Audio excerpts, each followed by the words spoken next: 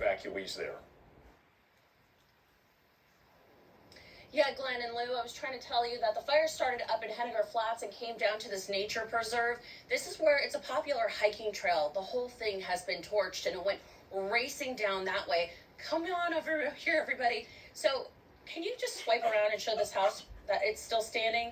These homes are still here because Mitch stayed behind. He has a pump, he has a pool, and essentially you helped save the neighborhood. What was it like Tuesday night when you were out here and the fire was licking up towards the base of your home?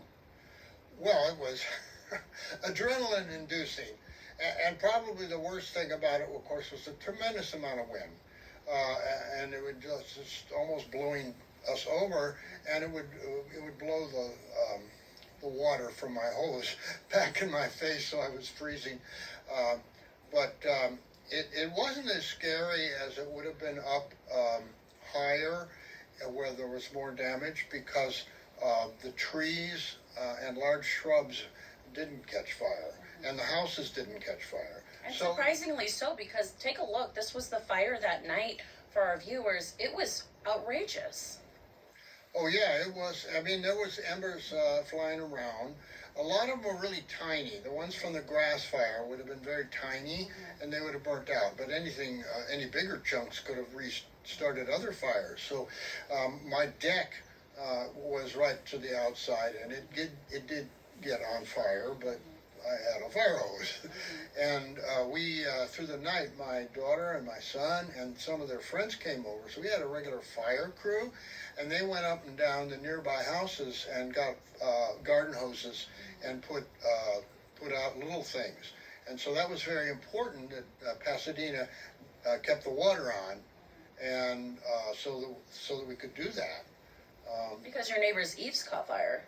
Yes, one of the neighbors, I think, yeah, this one here, the next one up, his eave caught fire, and we put that out.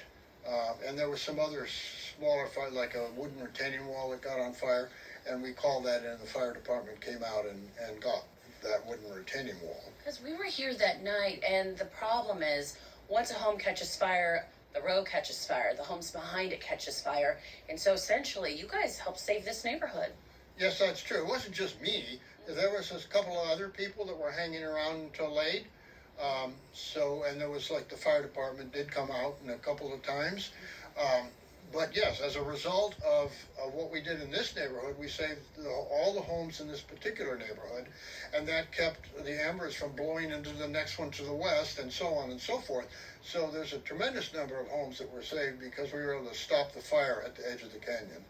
And that's pretty remarkable, too, because as we know, fire races up the ridge side, so it's always the first homes to go are those along the ridge. You guys evacuated. Karen and Mark, you guys did leave because it was dangerous. Take a look, you guys. This is the blanket that caught fire. The winds were so strong that it literally pushed open their sliding glass doors, and this caught fire. I don't know how your house is still standing. We don't either. We're amazed about it. It just really got to us that we're still here. So I don't know what more to say than we're so lucky. Because your childhood home is no longer, that whole neighborhood to the west of us in Altadena is no longer.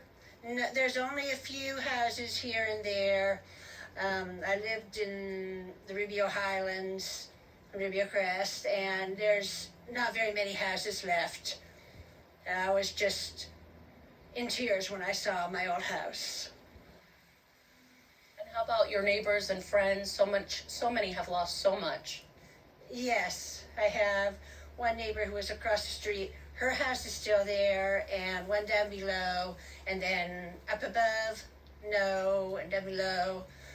And some of my former neighbors, they were actually still living in the house. I don't know where they are now.